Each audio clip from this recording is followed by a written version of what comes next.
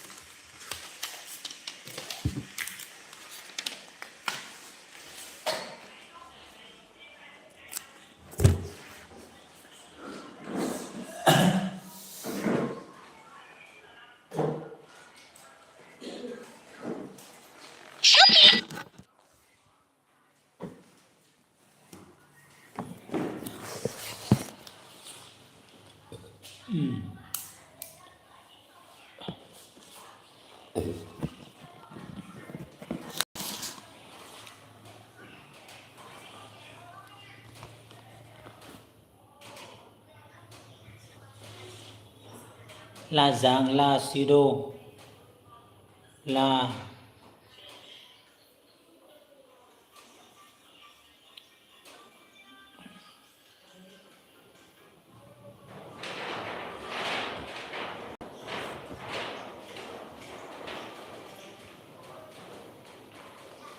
kìa mùa xuân vinh quang một lần thôi xuân từng đàn chim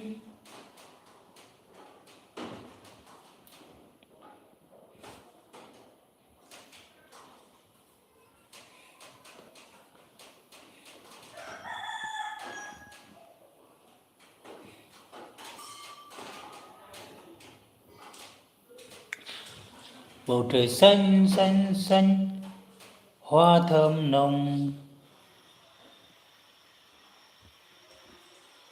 ngọt trào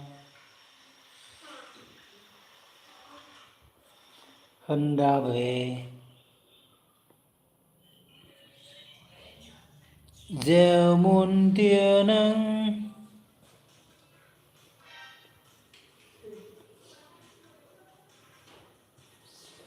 họp đoàn ca vui lên mừng tân xuân vinh quang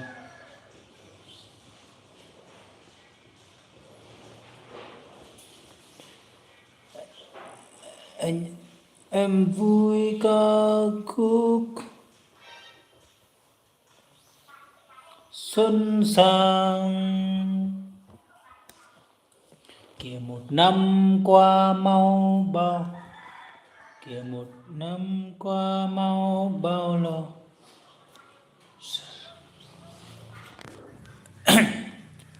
Hello mọi người, chúc mọi người 25 Tết vui vẻ.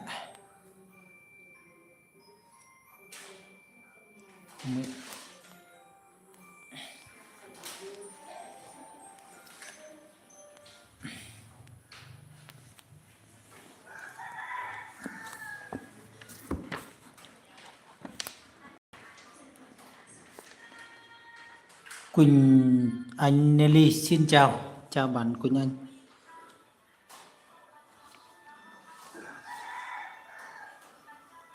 Chào bạn VK3F.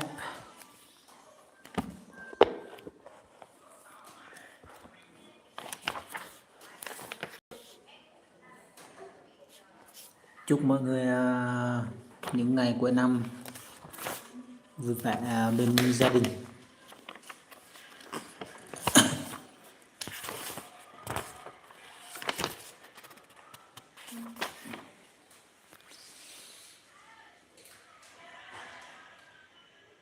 vui ca chúc.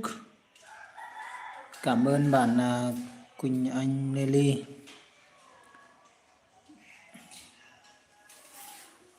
Đang viết lại hợp âm bài hát này để chuẩn bị tập hát ngày mùng 1 Tết đấy mọi người.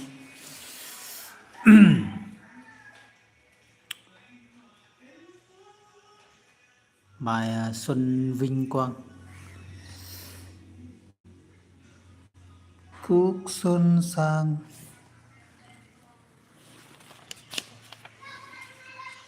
ca khúc xuân sang, khúc xuân sang kể một năm.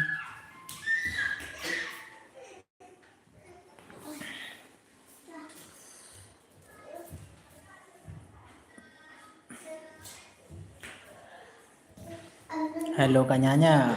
Mọi người cho một nốt đăng ký, một nốt chia sẻ nha.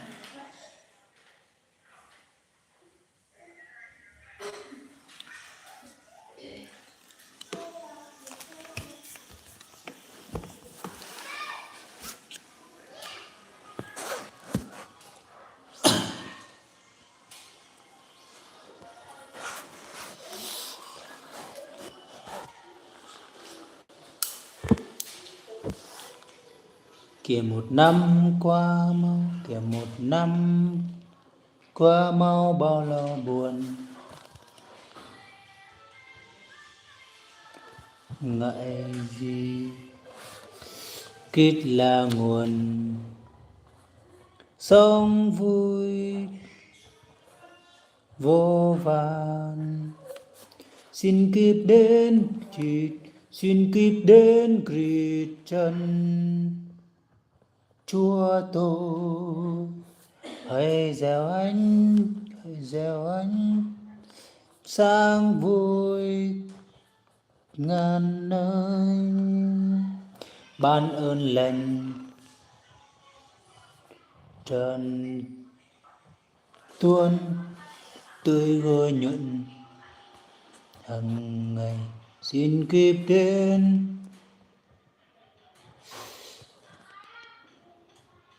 Chúa xuân thiên đàng.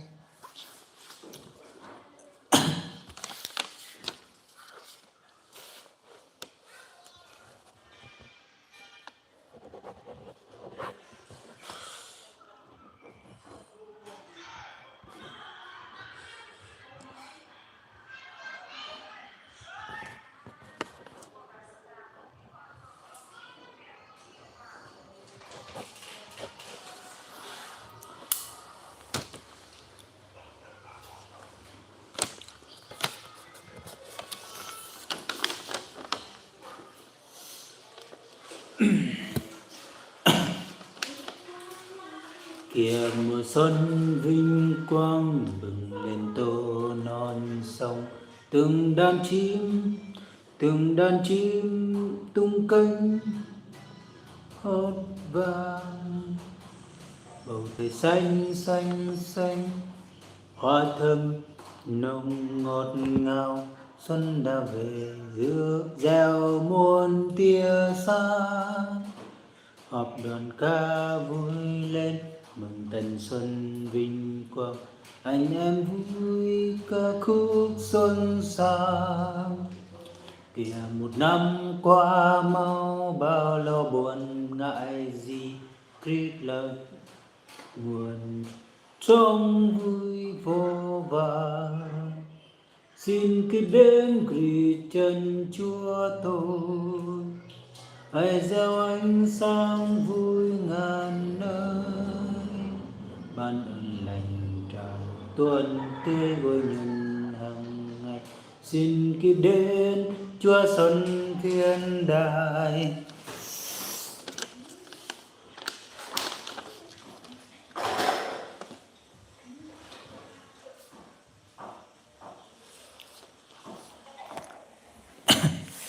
Chào 6 anh em đang xem.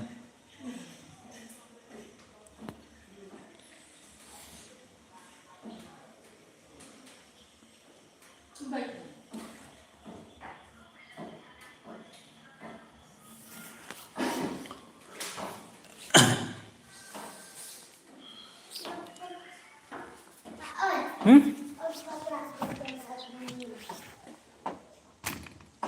Ơi, lepas mitra, lepas mitra, tuần thôi đừng á.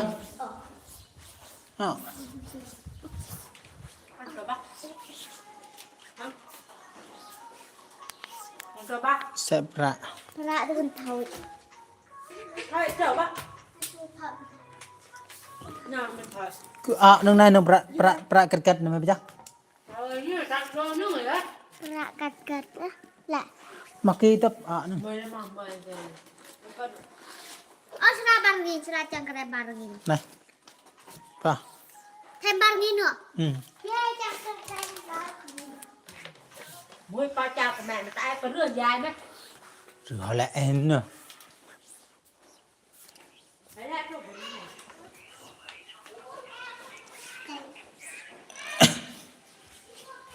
Xin kiếp đến chút chân phương đời.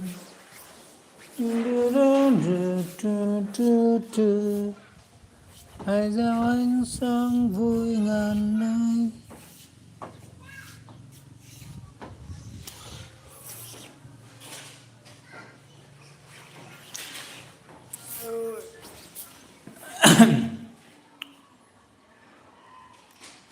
Chào 5 anh chị em đang xem.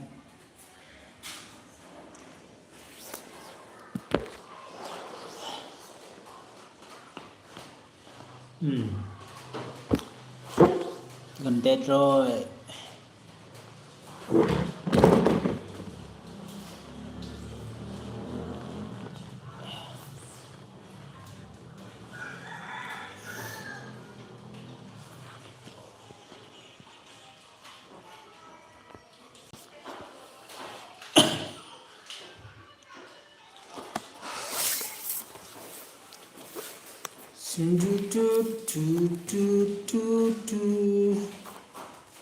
Hãy gieo ánh sáng vui ngàn nơi.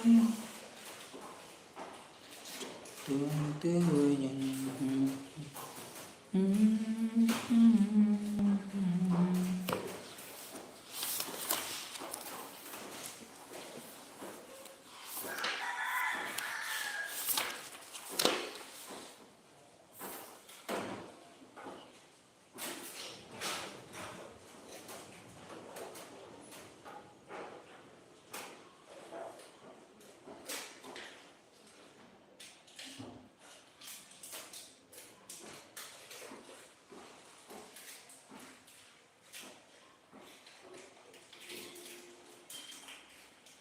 Xì đông chùa cho lấy nhau vào.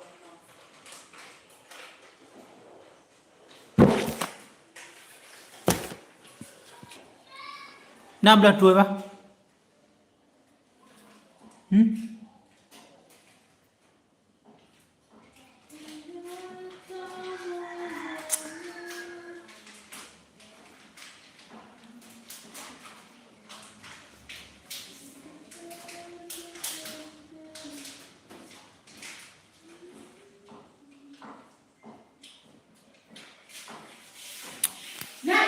Bình luận xem máy ơi, bình luận bùi bùi.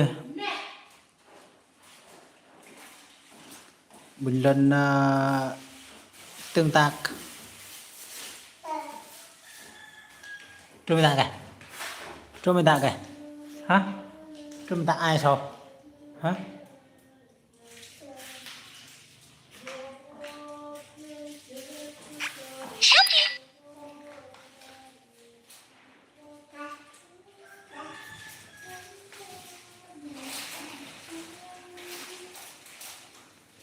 Anh em đã sắm những gì cho Tết rồi?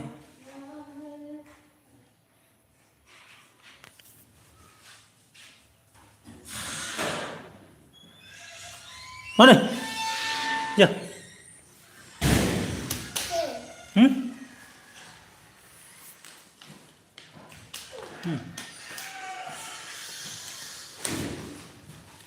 Thay gì ta ăn bicara rồi?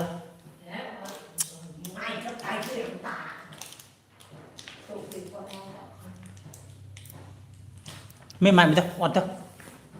Được không? Cái nhẹ nhẹ cho nhẹ chứ.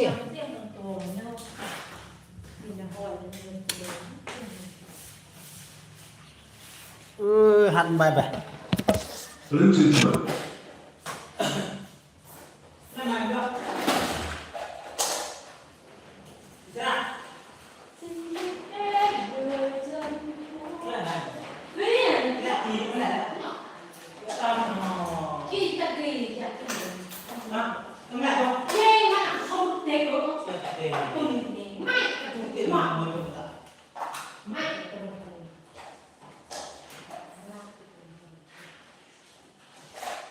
Ôi, khen vậy.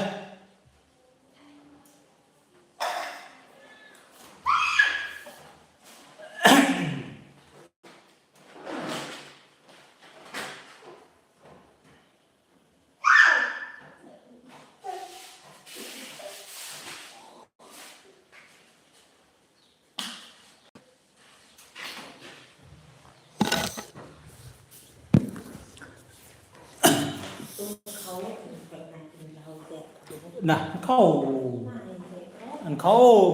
lục lại nhá cái bè cái là tờ tiền cả thế hả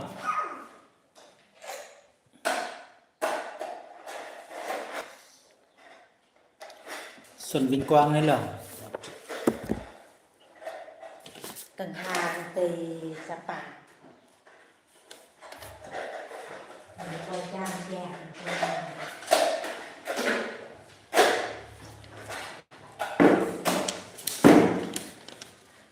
có thực tế không? thực tiệp rồi lại bài này bà Xuân Vinh Quang karaoke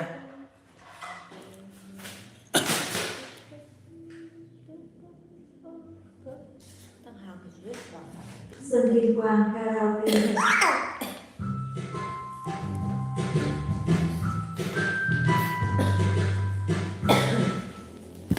alo ốc về địa cho cái năm tuổi đây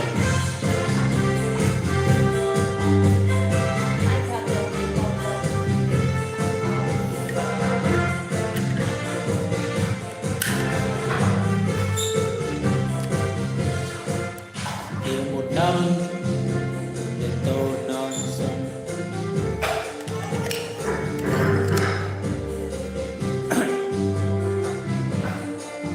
xuân đã về gieo muôn tia sáng hoặc đoàn ca vui lên tận chân vinh quang anh em vui ca khúc sông xa kể một năm qua mau bao lâu một ngày biết làm nguồn sống vui vô vàn xin kính đến thì trời chúa tôi thì anh sáng vui ngàn đôi ban đầu ngày tràn tuôn tiếng người lần đàn xin kính đến chúa xuân thiên đàng mùi thơm hương năm đậm đậm tuổi này dòng muôn hoa nơi thế gian này nào mà hương tâm đi bay ra từ lòng này mong một đời hương xuân nhân ái bằng đồng vui hôm nay chẳng cần tâm tôi đây khi ai nhắc đến ái tâm ai năm chi nay ta vui dạng ngày đơn vui đường thoa thuê lâu dài xin kính đến thì trần chúa tôi hãy gieo ánh sáng vui ngàn đôi ta một lòng tràn tuôn với người nhận nào xin kính đến chúa dân thiên đàng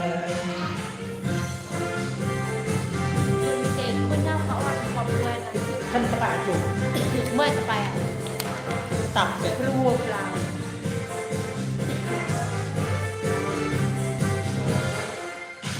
nhau đang tiên cung trời xuân qua đời ngày mai ấy nước quý gì từ khi Giêsu Christ ôi đang đại cùng ta là một tâm vui vô biên để dòng sông xanh xanh từ ngày đôi thiên bằng đang nơi sống bên cả thiên gia này là đêm ông u hay anh đèn vàng rồi nên là nguồn sáng vui đời đời xin kính đến thì chân chúa tôi hãy gieo ánh sáng vui ngàn nơi anh lành chẳng tôn tôi người nhận hàng ngày xin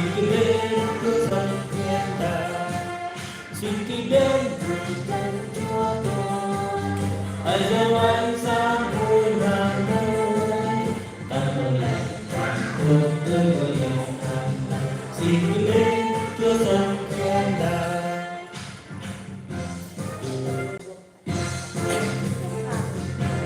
Hả?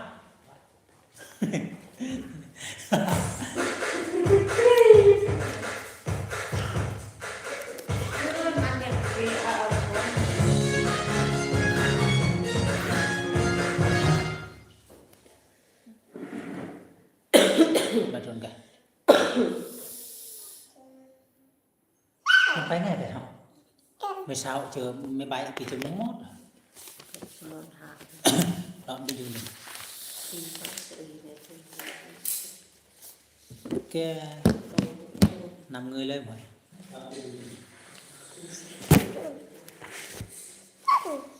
Cái 5 người lên.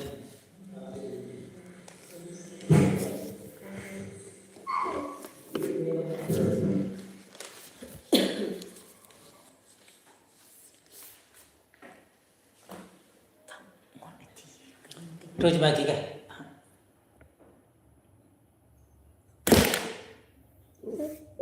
Hãy đưa con trở về. Hãy đưa con trở về. Nhưng mà kẻ đàn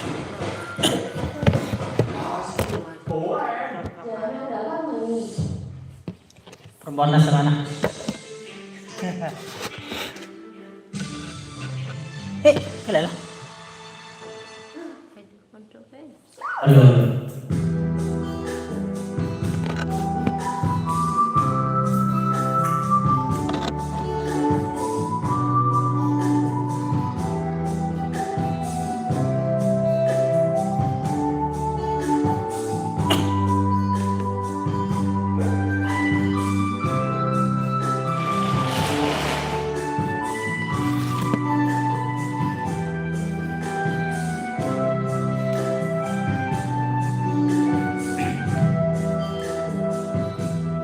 Khi ra đời thân con đã mang lối lỡ sống bon trẻ chạy theo biết bao lời ra lúc vinh quang hay những khi khó nghèo Chúa bên con mà con vẫn không nhận ra tình yêu Thiên Chúa ôi thật bao la. Chúa tha thứ con khi lỡ lỡ dìu đưa con đi đến bên bờ hạnh phúc mà con đâu biết, con nào đâu hay, con đã sống như kẻ vô thần. Đến bây giờ nhận ra trái tim còn quá bơ vơ. Lạy Cha thương xót đến đứa con này và xin hãy đưa con trở về cả cuộc đời. Tình yêu trao dâng về Chúa và con xin phó thác hết linh hồn và tâm trí nơi Thiên Chúa người Chúa Giêsu chuyên đến cứu nhân loại.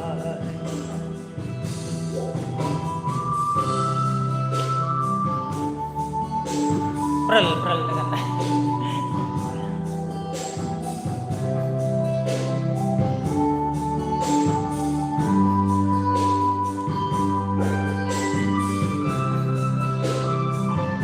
pun karaoke perumahan orang.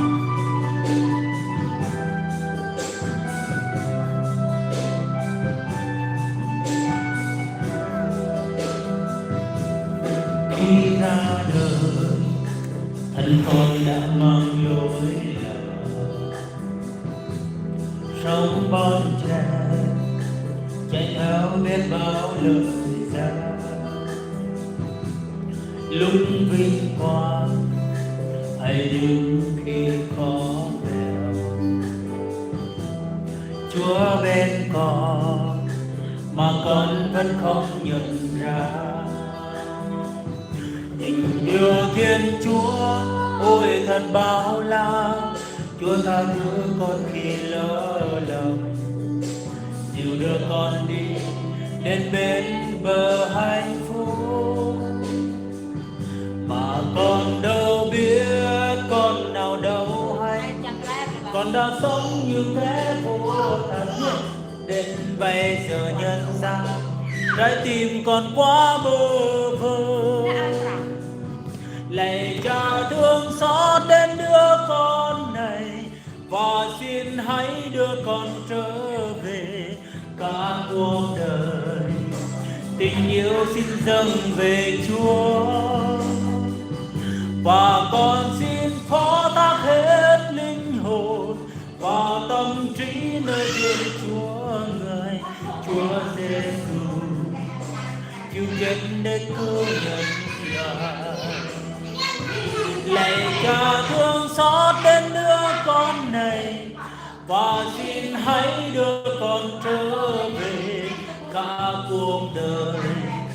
Tình yêu xin dâng về Chúa, và con xin phó thác hết linh hồn và tâm trí nơi Thiên Chúa người, Chúa Giêsu chịu chết để cứu nhân loại.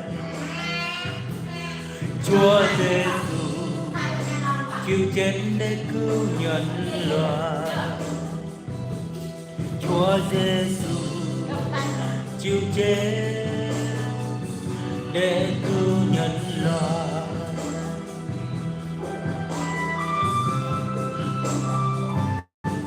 Hello anh chị em nhá.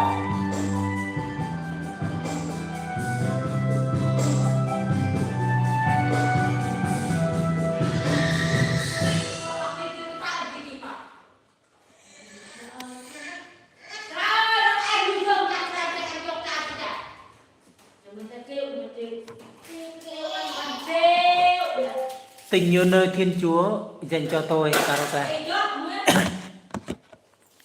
Tình yêu nơi Thiên Chúa dành cho tôi karaoke. Vâng mà.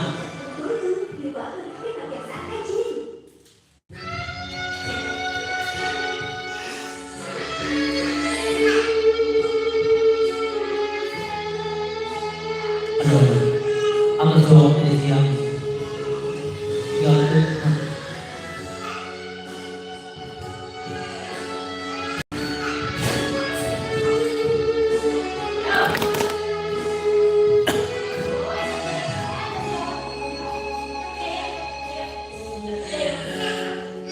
Tình yêu nơi Thiên Chúa dành cho tôi,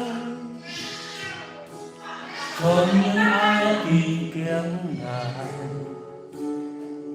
Tình yêu nơi Thiên Chúa dành cho tôi mãi không đổi thay. Nước mắt sẽ nên vui mừng, mọi đau đớn sẽ nên an lành. Tình yêu nơi Thiên Chúa dành cho ai tin Ngài.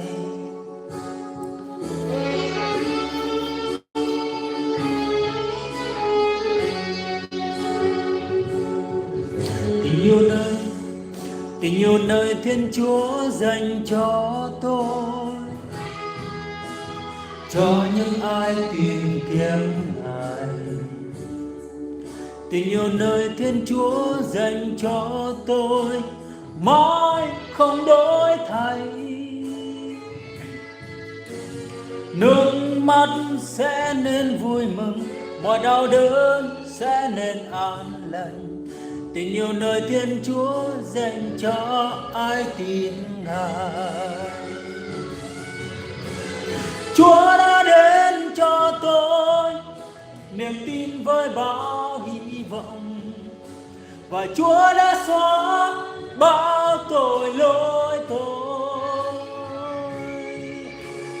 Chúa đã đến cho tôi một tình yêu mãi không phai tàn, và Chúa đã đến Ngài đổi mới đời tôi. Ôi cao lại.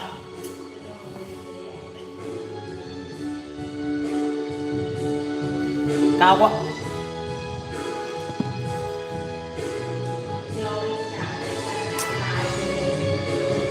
Có qua cao dòng này.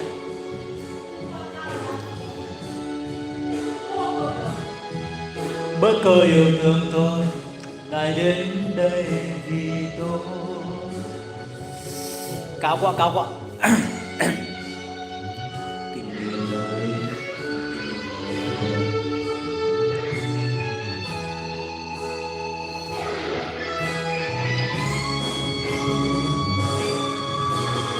Tình yêu nơi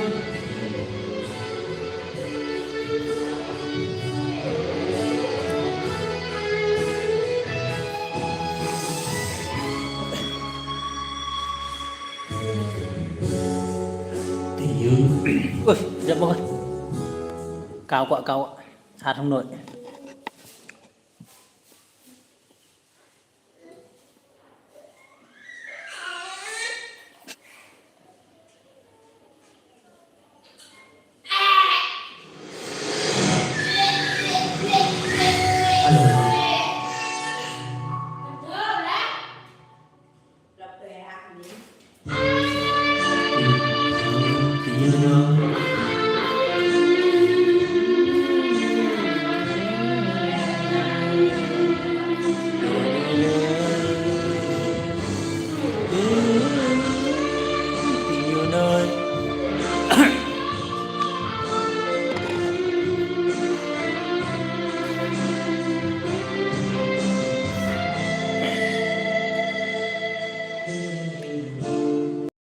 Tình yêu nơi Thiên Chúa dành cho tôi,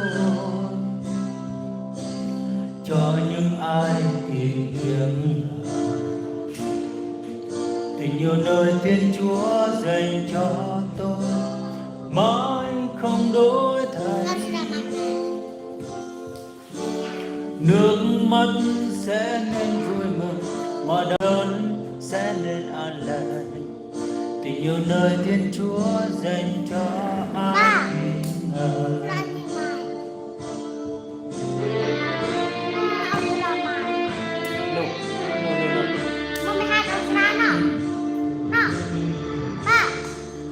Tình yêu nơi Thiên Chúa dành cho tôi, cho những ai tìm kiếm. Tình yêu nơi Thiên Chúa dành cho tôi mãi không đổi thay. Nước mắt sẽ nên vui mừng, mọi đau đớn sẽ nên an lành. Tình yêu nơi Thiên Chúa dành cho ai tin Ngài. Chúa đã đến cho tôi niềm tin với bao hy vọng, và Chúa đã xóa bao tội lỗi tôi. Chúa đã đến cho tôi một tình yêu mãi không phai tàn, và Chúa đã đến Ngài đổi mới đời tôi. Thật tình yêu Chúa quá lớn, nào tôi có biết. Thật tình yêu của Chúa quá lớn, nào tôi có hay. Bởi cớ sao Giêsu Ngài gánh thay tội tôi. Thật tình yêu Chúa quá lớn, nào ai vì sao anh vì tội tôi cứu Chúa đã đến chịu bao đớn đau. Bởi cớ yêu thương tôi, Ngài đến đây vì tôi.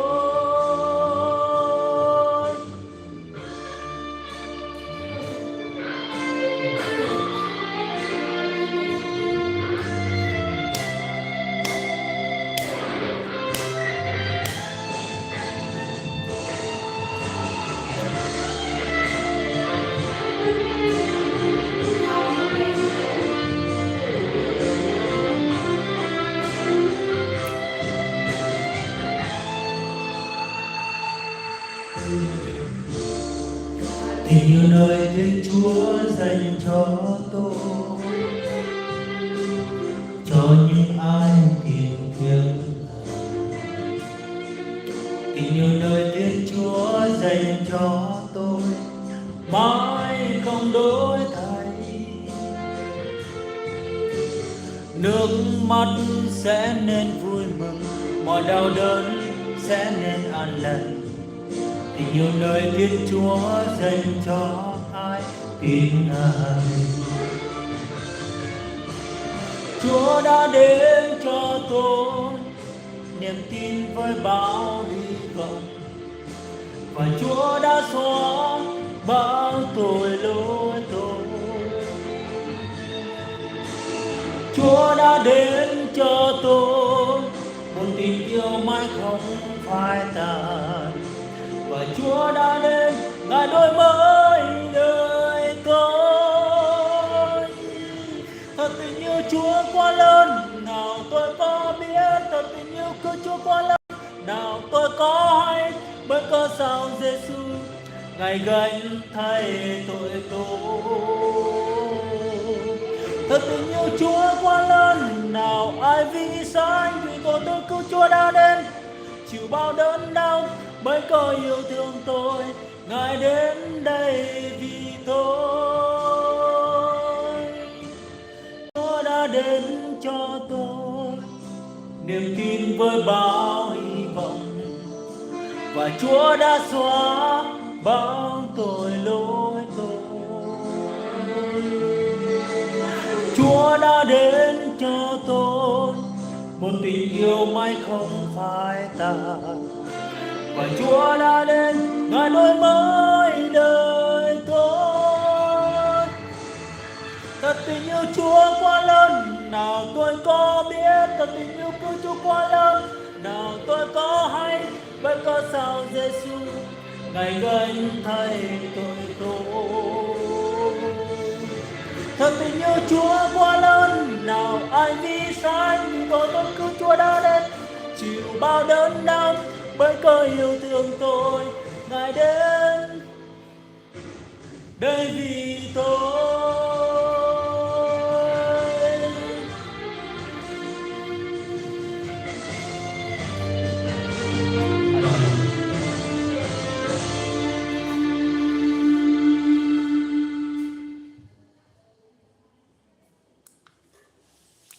Luôn siêu phẩm nổi bật đột phá hấp dẫn đầu xu thế giám đốc MSI rất cái gì mà nàng ngọt bài trồn cái ui nhẹ chưa.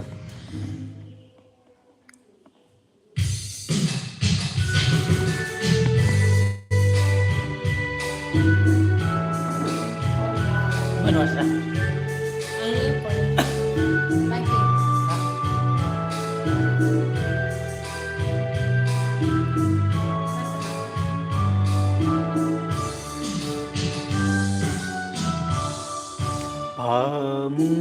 quang ai nhẹ biết ba cứ say chiều quang ta cuối má tay riêng cứ say ba đi cấp riêng sân cấp dân riêng áo mưa hoa thèn con qua Manapa bừng báng trà đời mong ngày này tao chu mắt cuối ngữ ba cầu xe riêng tết nhuar của ngày riêng cứ đắng ta mong tâm đời tâm ra phú cấp đau lầm bờ còn năm sao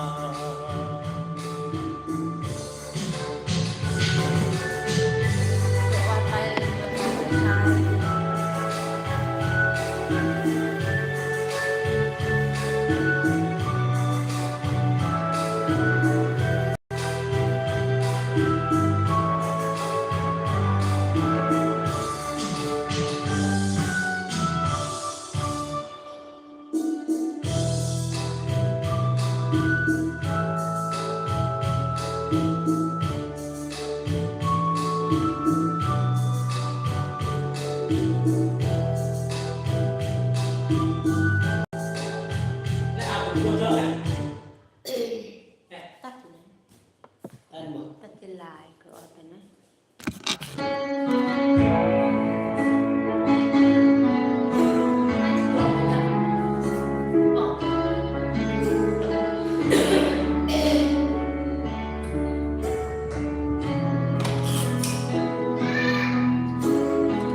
Ang sama.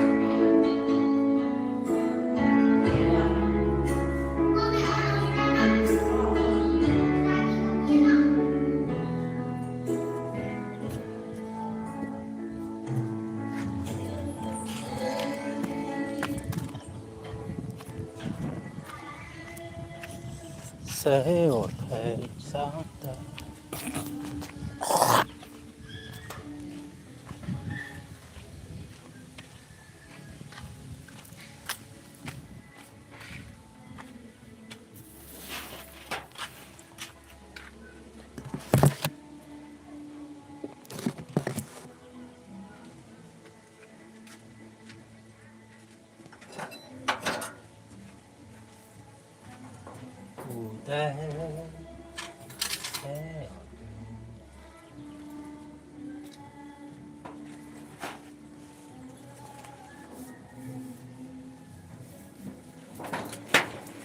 Ai tuam kau say